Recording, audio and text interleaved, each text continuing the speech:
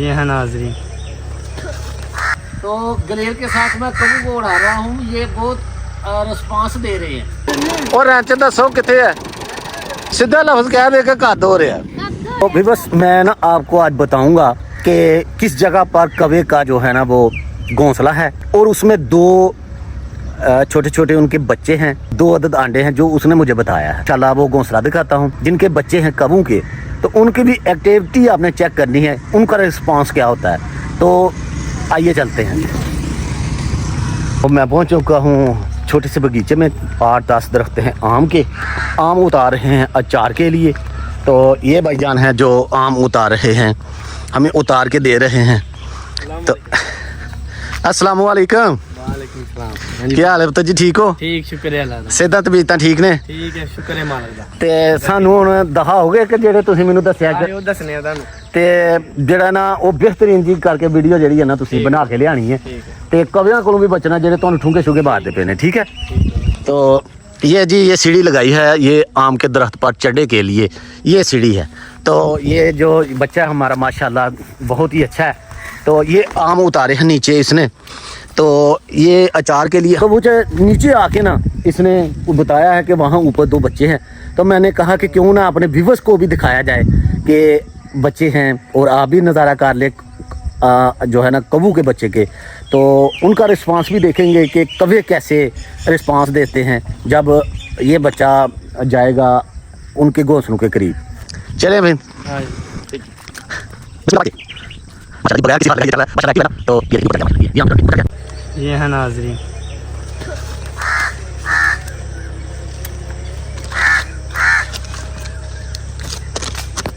इधर मेरे पास गलेल है, तो गलेल के साथ मैं कबू को उड़ा रहा हूँ, ये बहुत रिस्पांस दे रहे हैं। अच्छा भाई इधर खड़े हैं,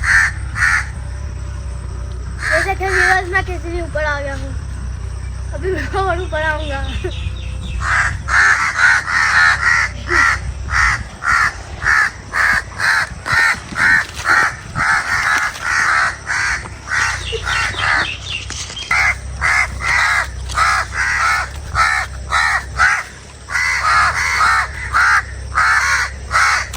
ये अंडे हैं, ये कौवे हैं।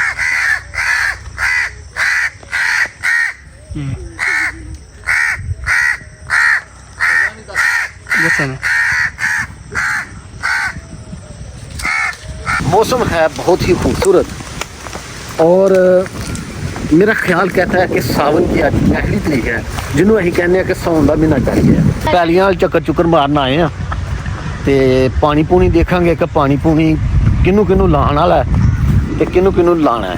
मुंजी का काम जिहड़ा ना वो शुरू करिए अल्लाह के फजलो करम दे नाल।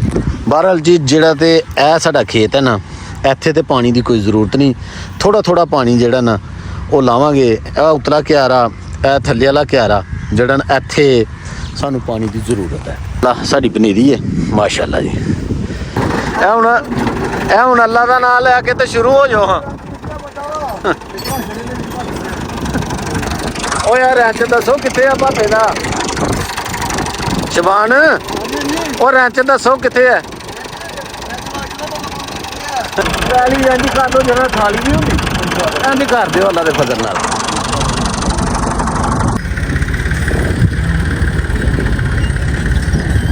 बगले होंदे ने ना पानी दे विच ना चुगन ते यकीन करो मज़ा भी नहीं आता।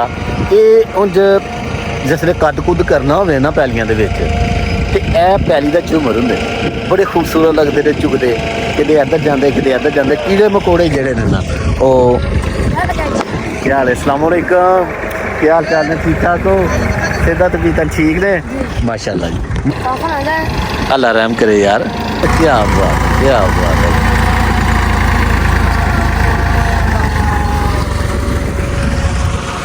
प्रभाव ए पैली दे विच की हो रहा है?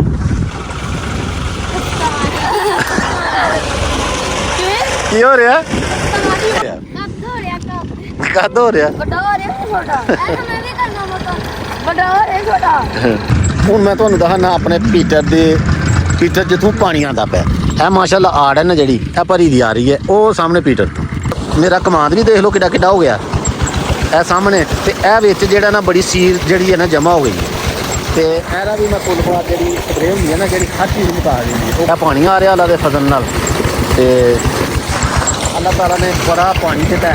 ਸਵੇਰ ਦਾ ਜਿਹੜਾ ਨਾ ਅੱਲਾ ਦੇ ਫਜ਼ਲ ਨਾਲ ਚੱਲ ਰਿਹਾ, ਤਕਰੀਬਨ ਸਵੇਰੇ 6 ਵਜੇ ਆ ਪੀਟਰ ਸਟਾਰਟ ਕਰ ਦਿੱਤਾ ਸੀ।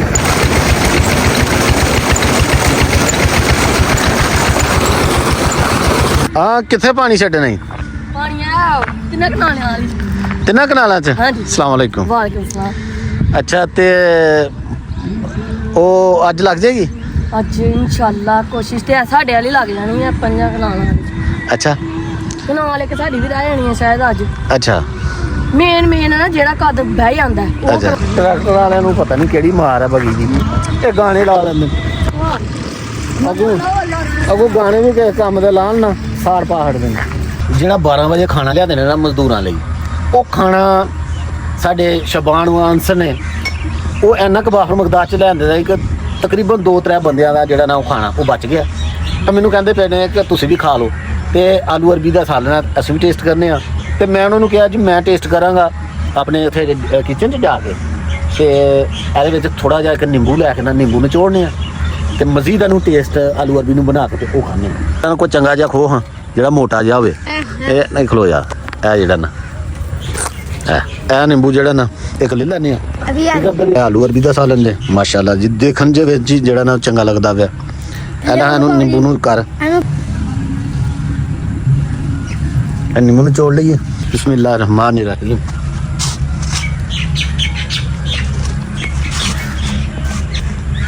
क्या बात खोलने भाई तेरा कहेगा ना कोई अरे बोल जरूर बोल